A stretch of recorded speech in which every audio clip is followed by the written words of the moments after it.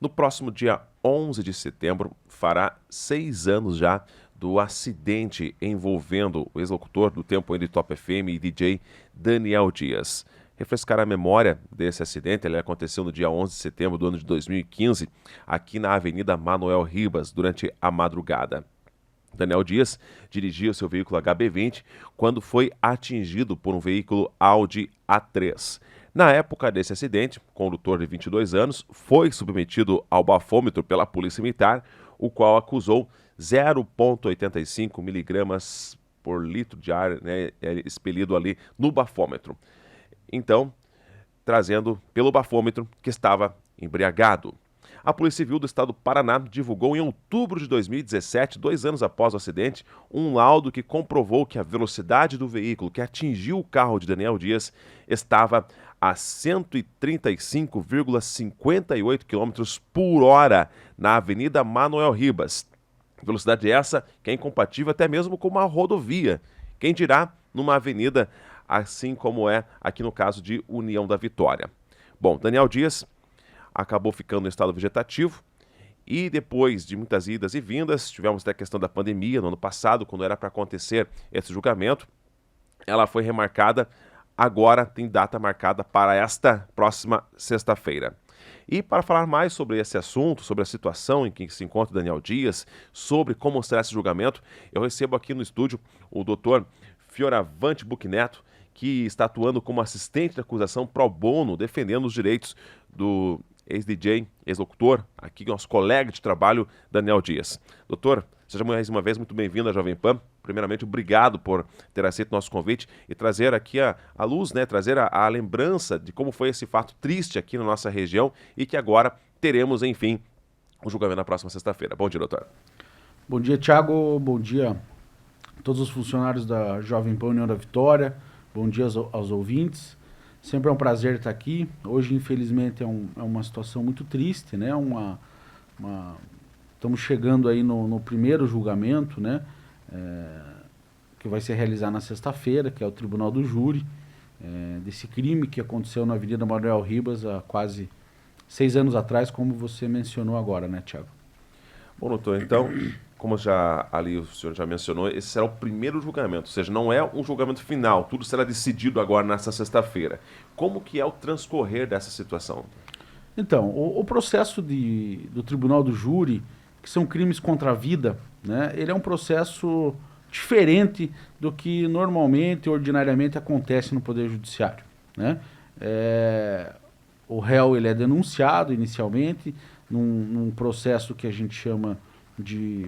chega numa sentença de pronúncia, onde o juiz de direito verifica se existem os indícios de autoria, de materialidade do crime, e se realmente ele pode ser pronunciado para ser julgado pelo Tribunal do Júri.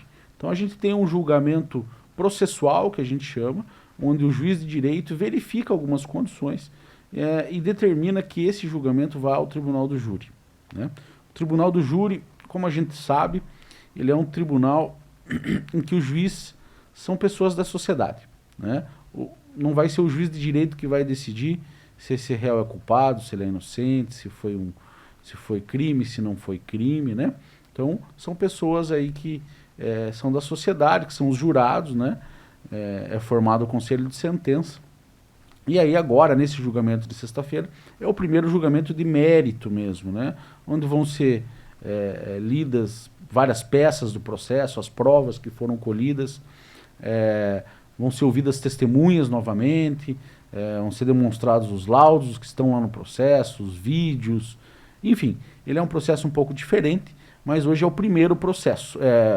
A sexta-feira é o primeiro julgamento de mérito para discutir se o réu teve a culpa, né, se ele teve o dolo de cometer aquele crime, vai ser na sexta-feira, né? Normalmente, né, corriqueiramente, depois disso existem recursos da parte que sair insatisfeita com a sentença, né? Tanto o Ministério Público pode recorrer, o advogado assistente de acusação também, como a defesa, né? Quem achar que o julgamento não foi justo vai poder recorrer aí às instâncias superiores Curitiba, Tribunal de Justiça, e posteriormente Brasília, STJ, STF, dependendo da matéria. Bom, doutor, essa situação seria julgada então por pessoas, é o famoso júri popular, como chamamos. Como é feita a escolha dessas pessoas para estarem lá, então, para um caso, né, de gravidade, um caso que chamou a atenção, uma pessoa muito conhecida, Daniel Dias, já a gente vai falar sobre a atual situação dele, mas como é feita a escolha dessas pessoas que estarão lá? Essas pessoas são previamente selecionadas, né? A nossa comarca aqui é feita uma escolha no ano anterior de várias pessoas da sociedade. Pode ser pessoas de associações beneficentes, instituições de ensino, pessoas que se cadastram previamente e são escolhidas de 80 a 400 pessoas para ocupar essa função de jurado durante todo o ano de 2021, por exemplo. Então, eles são selecionados em outubro do ano passado e para cada tribunal do júri que vai ser formado, são escolhidas 25 pessoas, tá? 25 jurados, tá? Que são titulares para aquele julgamento e mais 20 suplentes, né? Porque nós precisamos, no dia, ter pelo menos 15 lá, tá? Então, desses 15 serão escolhidos na sexta-feira 7. Esses 7 que são os jurados que vão atuar no júri, eles que são responsáveis por decidir aquele caso. A gente chama isso de conselho de sentença. Então, são escolhidos pessoas da sociedade, são feitos sorteios, né? Então, na sexta-feira, nós precisamos ter 25 pessoas ou pelo menos 15. É isso que a lei prevê, né, para que a gente consiga formar o conselho de sentença e iniciar o julgamento. Bom, então, nesse caso, Daniel Dias, o que temos aqui de concreto, né, segundo dados, então, o resultado do bafômetro, que apontou que o condutor ali que assumiu a responsabilidade de estar dirigindo estava embriagado, é um bafômetro que diz isso, né, um bafômetro é um equipamento que ele é verificado, inclusive, pelos tem selo do Inmetro, né, então é um equipamento de confiança, e o laudo da polícia que indica excesso de velocidade. Bom, Daniel Dias está em estado vegetativo, mas não veio a óbito nesse acidente. Não podemos chamar então de um homicídio doloso ou culposo. Então, nessa situação, o que a defesa reivindica contra o acusado? A tese a gente não sabe porque vai ser colocada lá na hora dentro do tribunal do júri, no momento dos debates, né? A acusação, o Ministério Público e nós que fazemos parte aí como assistente de acusação, a nossa tese é homicídio doloso, né, com dolo eventual, onde o condutor assumiu o risco de produzir esse resultado, inclusive contra ele, né? Então, bebida, embriagado, numa velocidade aproximadamente de 135 km por hora, numa via em que o limite é 40 km por hora, não daria outro resultado senão um acidente com morte, né? Ainda mais no centro da cidade, né? Não estamos falando numa rodovia de alta velocidade, numa duplicada, né? Então, um carro potente, um carro importado, né? Um carro que tem uma motorização, como é sabido, muito forte, né? Então, o resultado era previsível, né? Álcool, direção e alta velocidade, ele assumiu o risco de produzir aquele resultado.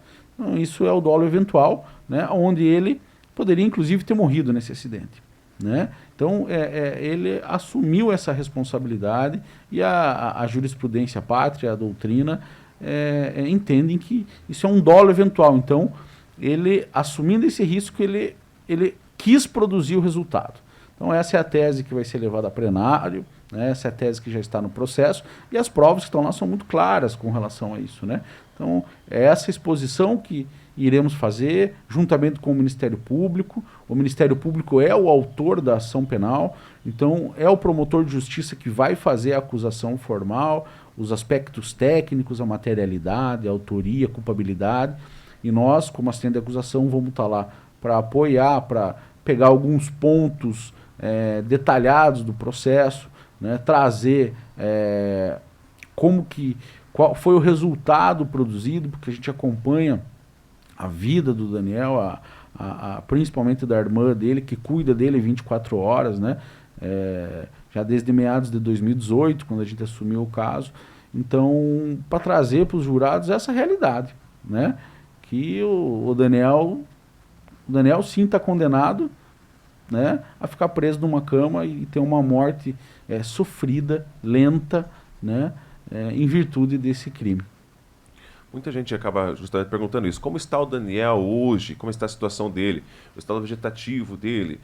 O doutor está sempre acompanhando a família e esteve recentemente visitando Daniel Dias.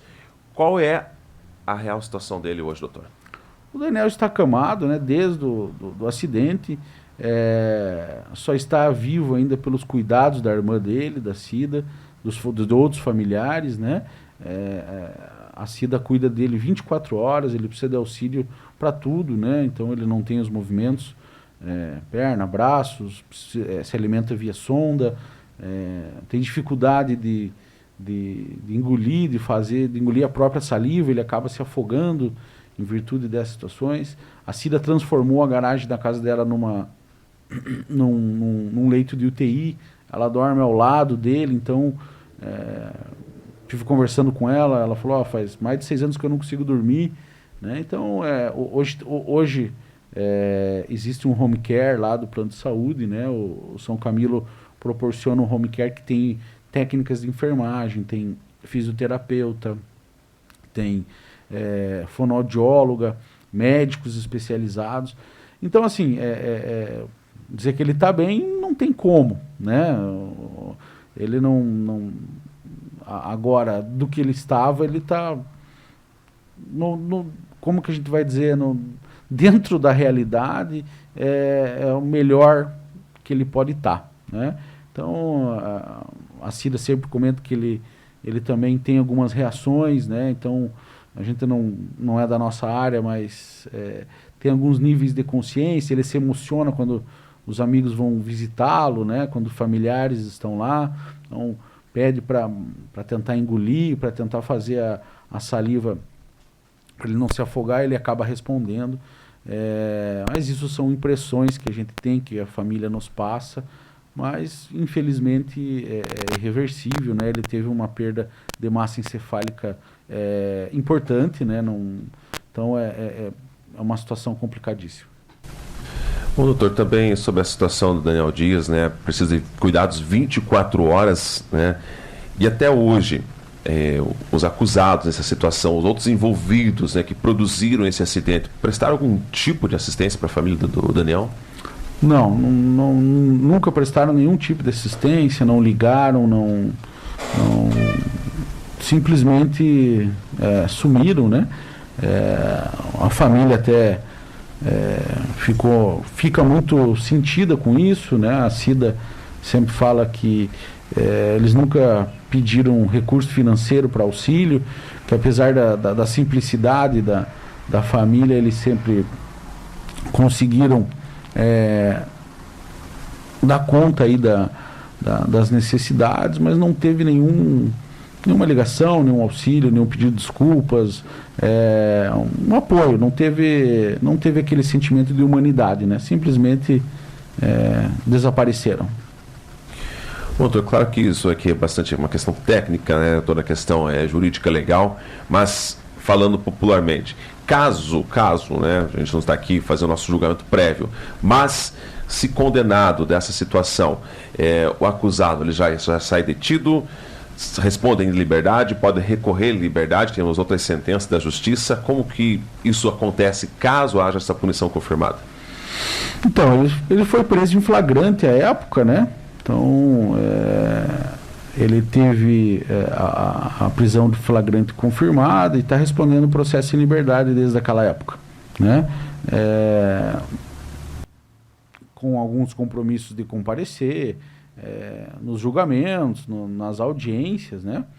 E a possibilidade aí dele sair preso ou não depende muito do magistrado que está conduzindo o caso, né? Fica complicado a gente antecipar qualquer tipo de situação, mas pode ser revogado esse benefício que ele teve de responder em liberdade, isso pode acontecer, né?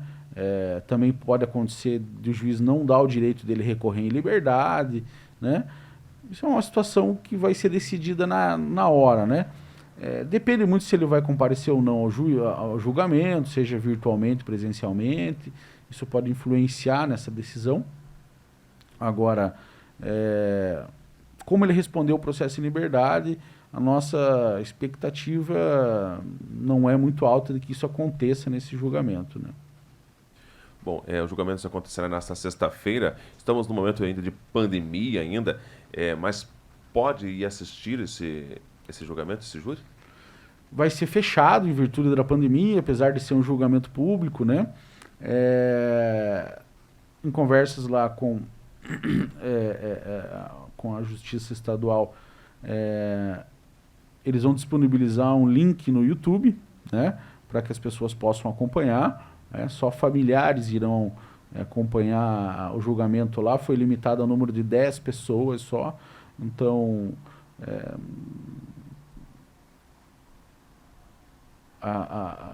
nós vamos verificar se algum familiar vai querer participar, enfim, né? Familiares do réu também. Então, vai ser fechado em virtude da pandemia, mas o julgamento é público e provavelmente vai ser disponibilizado um link no YouTube para a sociedade acompanhar. Bom, doutor, a gente sabe a morosidade que existe na justiça brasileira, tem questões aí para recorrer, chegar então até lá a Brasília, são várias esferas. Já vai fazer agora 6 anos do acidente. Existe um risco deste caso ser prescrito, ou seja, de literalmente não dar em nada? Infelizmente, sim, Thiago. A justiça brasileira, e principalmente o processo do Tribunal do Júri, ele é um processo moroso, um processo que tem vários requisitos, né? Entendemos que a lei precisa conceder ao réu todos os direitos de defesa, os direitos de recurso, mas vai depender muito da pena, né? Porque a prescrição ela é regulada pela pena fixada. Então, existe a possibilidade dependendo da pena, né? Então, fica também um pouco difícil a gente antecipar qualquer coisa nesse sentido, porque vai depender da quantidade, quantos anos ele vai ser condenado for, né? A pena é de 6 a 20, né? Então, ainda nós temos uma redução aí por causa da tentativa de 1/3 a 2/3. Então, tem os agravantes, atenuantes. Então, tudo isso influencia na análise dessa prescrição. Mas quando se fala em processo penal, a prescrição sempre está presente, né? É um inimigo para a acusação, né, que tenta correr com o processo. Nossa função como assistente de acusação sempre foi também tentar agilizar esse processo. A pandemia prejudicou muito, né? Foi cancelado 3 vezes já esse júri. Então, esse risco existe, é um medo que nós temos, mas nós estamos fazendo de tudo para acelerar esses julgamentos e que a prescrição não alcance esse caso. Excelente, doutor. Nosso horário, infelizmente, é curto, sei também de suas obrigações, sua agenda lotada. Queremos mais uma vez agradecer a sua participação aqui no Jornal da Manhã. Nossos microfones estão sempre à disposição. Assim que tiver também já uma posição após esse julgamento, por gentileza, nossos microfones estão à disposição aqui da família. E, claro, desejamos aí boa sorte durante esse julgamento. Obrigado, doutor. Obrigado, Thiago. Sempre à disposição. Esperamos que seja um julgamento justo, né? Que seja uma pena que represente aí o resultado que foi, infelizmente, trágico para o Daniel e para a família. Muito obrigado.